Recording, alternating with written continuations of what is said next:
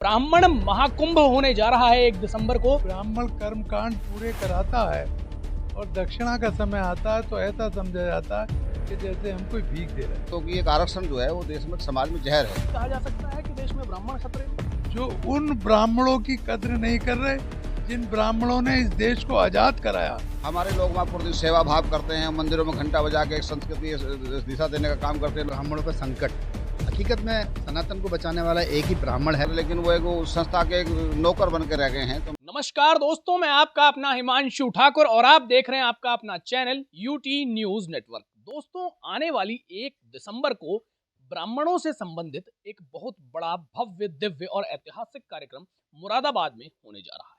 और मुरादाबाद में ये कार्यक्रम होने जा रहा है और इसकी तैयारियां हमारे शहर काशीपुर में भी चल रही हैं।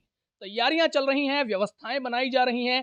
कैसे इस कार्यक्रम को ऐतिहासिक बनाया जाए, उसको लेकर के तमाम रोड मैप्स तैयार किए जा रहे हैं।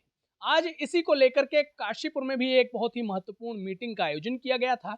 अब ये क्या मीटिंग रही और क्या ये 1 दिसंबर को कार्यक्रम आयोजन होने जा रहा है, क्या इसका उद्देश्य है और क्या इसका निष्कर्ष रहने वाला है, सभी मसलों पर विस्तृत बातचीत करने के लिए तमाम हमारे साथ पदाधिकारी मौजूद हैं। इनसे बातचीत करेंगे और इन्हीं से जानेंगे कि आगामी जो कार्यक्रम है वो किस प्रकार का है और किस प्रकार से जो है लाभदायी रहने वाला है। विशाल जी सबसे पहले हमारे साथ हैं, फ्रेम में जरा इनको लीजिएगा। भाई साहब, किस तरीके का कार्यक्रम आयोजित करने जा रहे हैं? ये जो 1 दिसंबर को ब्राह्मण महाकुंभ का आयोजन होने जा रहा है, वो एक ऐसा संदेश है समस्त भारत के ब्राह्मणों के लिए, एक मंच पर आने पर अपनी शक्ति का एहसास कराने के लिए कि ब्राह्मण एकजुट है। शासन प्रशासन को, सरकार को एक संदेश जाएगा उस ब्राह्मण महाकुंभ से।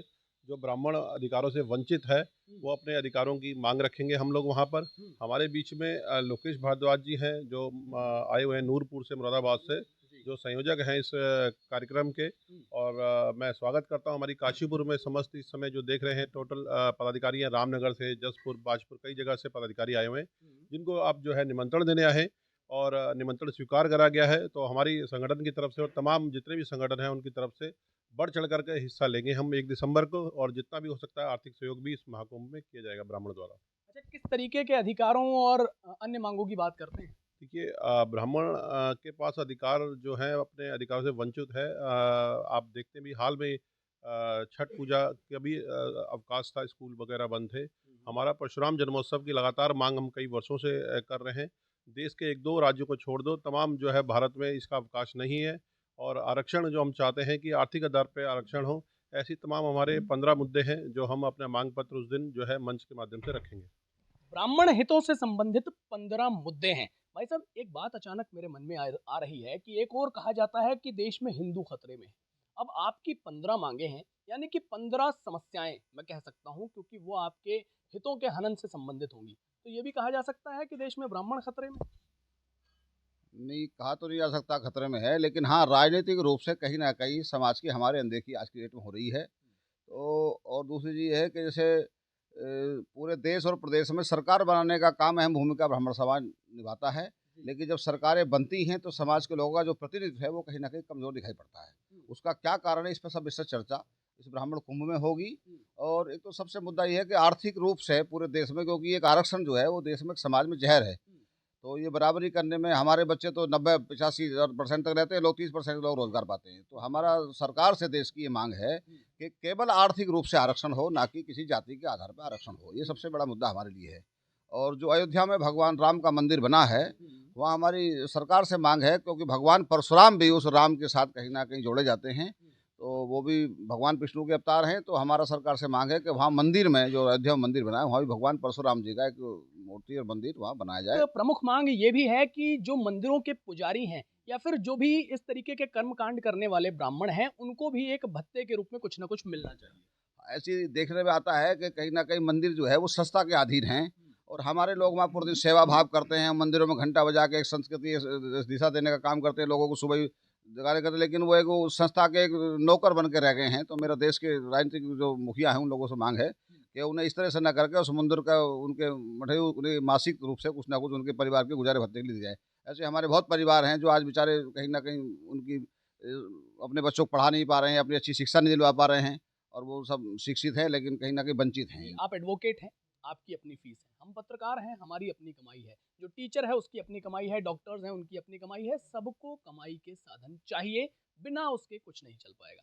लेकिन एक बात हमारे देश में आजकल खूब प्रकाश में आती है कि जब ब्राह्मण कोई कर्मकांड कराता है, कोई पूजा पाठ कराता है, तो जब उसको दक्षिणा देने की बारी आती है, तो दक्षिणा देने वाला ऐसे देता है कि भीख दे रहा हो, और दक्षिणा लेने वाले को ऐसा महसूस होता है कि अरे मैं क्या ले रहा हूँ, और मिलता भी बहुत संकुचित रूप में। देखिए, अगर संसार में व्यक्ति का निर्माण किया है तो वो ब्राह्मणों ने किया है।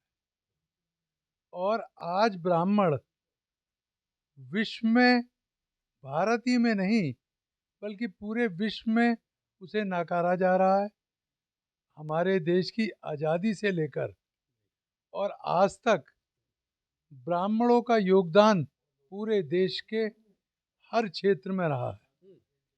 लेकिन आप सही कह रहे हैं कि जब ब्राह्मण कर्मकांड पूरे कराता है और दक्षिणा का समय आता है तो ऐसा समझा जाता है कि जैसे हम कोई भीख दे रहे हैं।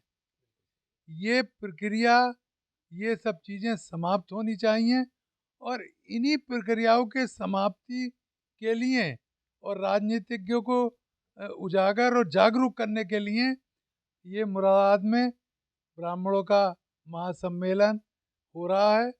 और ये ब्राह्मणों का महासम्मेलन एक ब्राह्मणों में नई जागृति लाएगा, और देश के जो राजनीतिज्ञ हैं, जो सोए हुए हैं, जो उन ब्राह्मणों की कद्र नहीं कर रहे जिन ब्राह्मणों ने इस देश को आज़ाद कराया, और इस देश को बनाने में ब्राह्मणों की सबसे अधिक भूमिका रही, तो इस ब्राह्मणों के महासम्मेलन से जागरूकता आएगी और उन लोगों के कान खुलेंगे जो लोग ब्राह्मणों को ऐसा समझ रहे हैं कि ब्राह्मण समाज कोई चीज़ ही नहीं है।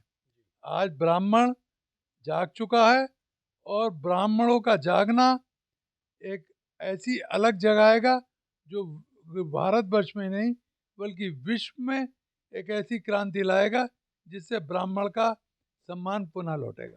जी, अच्छा, ब्राह्मण महाकुंभ होने जा रहा है 1 दिसंबर को। जनाब, कितनी भीड़, यानी कि कितना संख्या बल जुटा पाएंगे, क्या उम्मीदें लेकर चल रहे हैं? देखिए, हमने हरिद्वार में भी महाकुंभ किया था, 35,000 से ज़्यादा लोग वहाँ पर थे। तो भगवान ने चाहा तो ये बहुत अच्छा केंद्र है मुरादाबाद। वहाँ पर उम्मीद है कि कम से कम 30-40 हज़ार ब्राह्मणों का एक सम्मेलन वहाँ पर होने जा रहा है। और जहाँ तक आपने एक बात कही थी कि ब्राह्मणों पर संकट, हकीकत में सनातन को बचाने वाला एक ही ब्राह्मण है। जो सनातन को बचाता है तो सबसे पहले उसी का नंबर आता है। तो ये हमेशा टारगेट उसी को करते हैं कि जो सनातन को बचा रहा है, सनातन को ब्राह्मण बचा रहा है। तो इसलिए जो है हम ये महाकुंभ को सफल बनाने के लिए, एक ज़माना ये था पूरे हिंदुस्तान में प्रधानमंत्री ब्राह्मण, उप प्रधानमंत्री, राष्ट्रपति ब्राह्मण, हिंदुस्तान के सारे मुख्यमंत्री ब्राह्मण थे। एक भी राज्य नहीं था, बिहार में भूमिहर किसान आज ब्राह्मण लिखते हैं तो वो वहाँ भी ब्राह्मण था। तो आज एक भी ब्राह्मण मुख्यमंत्री, मात्र 2 या 3 ब्राह्मण मुख्यमंत्री आज की तारीख में हिंदुस्तान में हैं।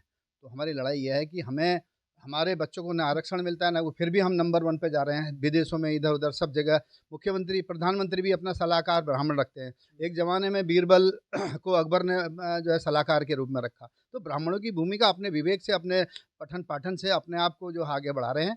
और जो 15 साल की तपस्या होती है उसके बाद ब्राह्मण बनता है, पूजा पाठ करता है। तो बैंड वाले को तो ये 51,000 रुपये दे देते हैं और ब्राह्मणों को 5100 भी नहीं देते हैं। तो ये हमारा यह है कि जागरूक करना जनता का हमारा लक्ष्य है। हम लोकेश भाई के नेतृत्व में और मुरादाबाद में यहाँ से बसों में भर के हज़ारों की संख्या में जाएंगे और सम्मेलन को सफल बनाएंगे। जी, तो कुल मिलाकर साथियों, जिनकी नज़र में देश में ब्राह्मण खतरे में है, ब्राह्मण समाज खतरे में है, इसीलिए ब्राह्मण महाकुंभ का आयोजन 1 दिसंबर को होने जा रहा है मुरादाबाद में। इस कार्यक्रम की अगली जो भी अपडेट्स होंगी वो भी आप हमारे चैनल के माध्यम से जरूर देख पाएंगे। धन्यवाद।